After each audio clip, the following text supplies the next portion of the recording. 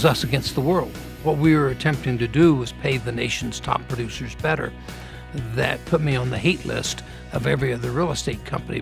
The brokers did not like the idea of making the agents the heroes of the organization. We figured that the agent was doing all the work and taking most of the risk, and yet only getting half of the compensation. High commission split was a big part of what we had going for us in the beginning. The advantage of that was that you would attract the full-time, experienced producers in the business.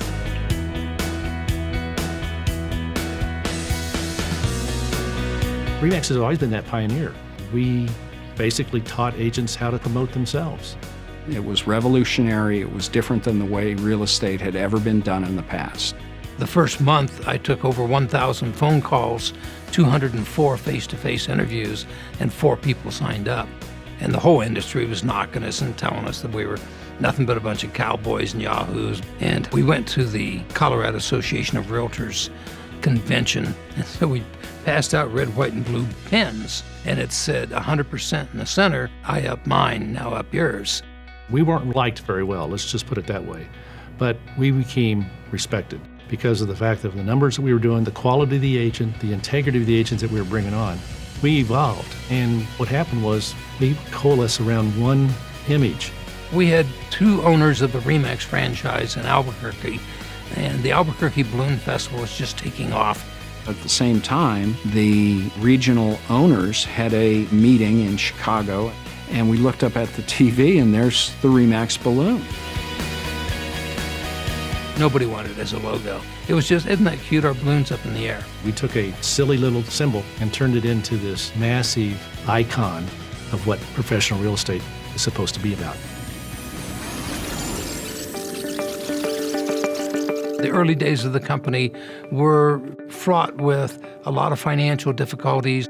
We had to sell a franchise in order to make payroll. We had to sell another franchise in order to pay the rent. It was just an absolutely terrible market.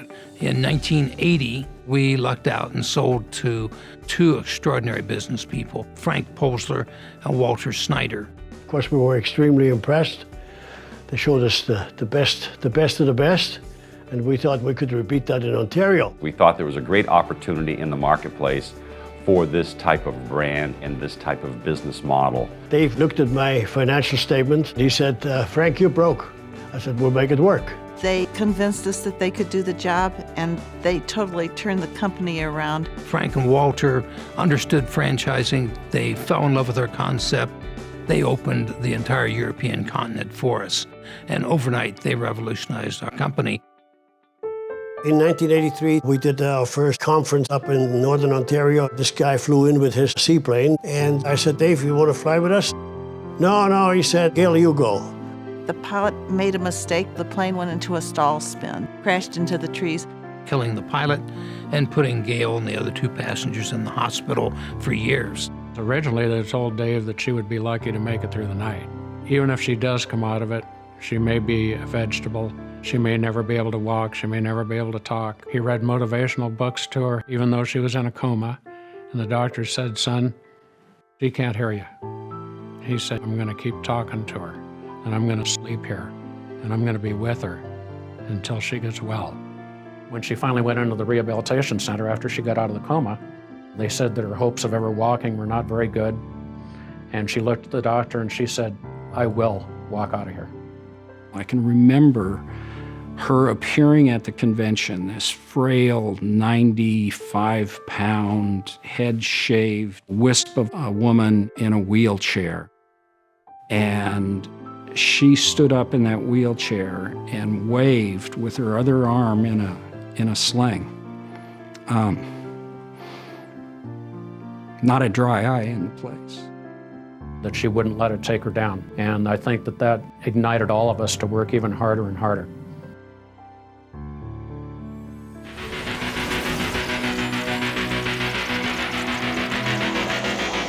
By the 90s, we were booming. At our 20th anniversary, we'd reached 30,000 agents. And at that point, we really started to become a factor in the country. The agent number meant market share, meant market presence, meant advertising dollars. the premier best agents in the business, best customer satisfaction, the best brand name awareness, the most market share, the best web presence. All these things are the REMAX brand. The 90s were impacted by technology, and REMAX was in the forefront of that. We became the first real estate company to have a satellite TV network. We opened the convention at the National Association of Realtors with a huge booth, cameramen interviewing people. We made such a smash hit the first day that by the second day, 30 or 40 of our competitors all had whiteboards up in their booths that said, "We too have national television coming." We had the tools to help make agents and brokers more successful than they had ever been in the past. Our national company, our regional companies, our broker owners. We are all specialists in providing products and services to help top producers become more successful. We are totally devoted to the top producer.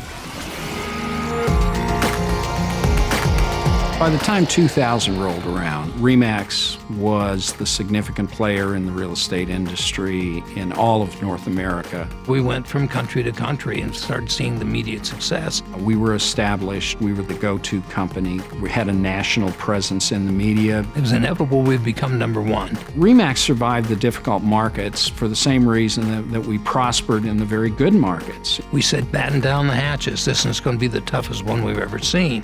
Dave, being the visionary that he is, realized what agents needed to do was change the focus of their business. First, we saw the unbelievable number of foreclosures and REOs coming and said, you've got to prove to bankers you can handle REOs.